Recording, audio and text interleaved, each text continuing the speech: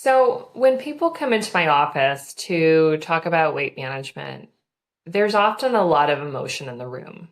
And it has to do with how we have talked about our weight or how our weight has been talked about, how people have talked about bodies around us, and all the judgments that people have shared about what is and isn't okay. There's so much socialization, and I see this more intensely in women because women's bodies for such a long time have been sort of at the whim of public comment. People will and have for a long time frequently comment about women's bodies in ways that are different from how we've commented about men's bodies, but very weight focused. Because of that, and especially I see a lot of women who, like myself, were young in the 80s and 90s when there was a lot of diet culture, there was a real rise in processed foods, and that environment was a real setup. So I see a lot of women who grew up in households with parents who were constantly dieting or constantly paying attention, negative attention to bodies, whether it was their own bodies as the parent expressing, displeasure at how they looked and being very mean to themselves in front of this young child, right, who loves their parent and is absorbing these messages.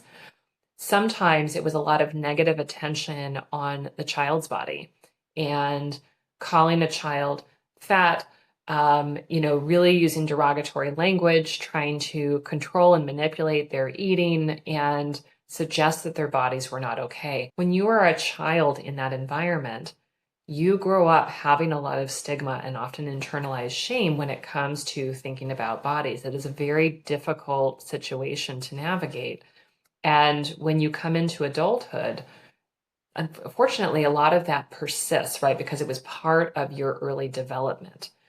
And so when people are coming in for a weight management discussion, I always want to know, what was the environment like in your house growing up? How did grown-ups talk about their bodies or your body, and how did that influence? It's, of course, not everyone's experience, but it's a really important part of the picture because it ends up having stigma around choices we might make in order to treat obesity and cardiometabolic health. So if somebody grew up believing that they were broken, that there was something wrong with them that led them to eat in a certain way, and that it was just a willpower issue, that person often has a lot more emotional uh, difficulty in accepting a medication or thinking that a medication might be needed because they for such a long time have just perceived themselves as being really broken. So it's a conversation that I have over and over and over again with people of really trying to unpack that, it was not healthy to grow up in that environment. We can't undo that, but we can really work through a lot of that trauma and that disordered eating in order to focus on health.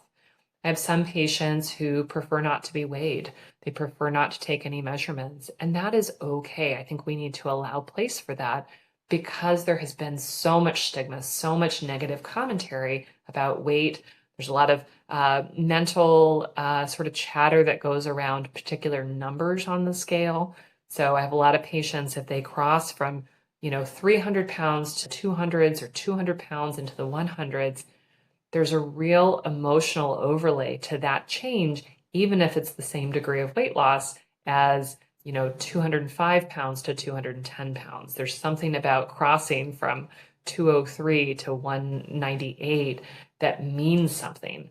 We are emotional creatures, and that is absolutely a part of this weight loss challenge.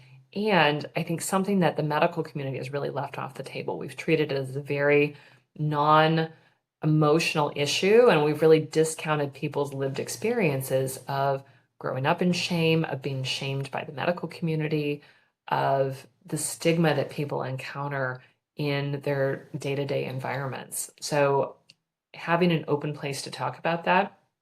And sometimes, that does lead to some therapy to really sort of work through body image issues and figuring out how to have a different relationship with food, how to have a different relationship with parents or friends or loved ones who may be commenting a lot on someone's weight loss journey and sharing their unwelcome opinions about what that person is doing.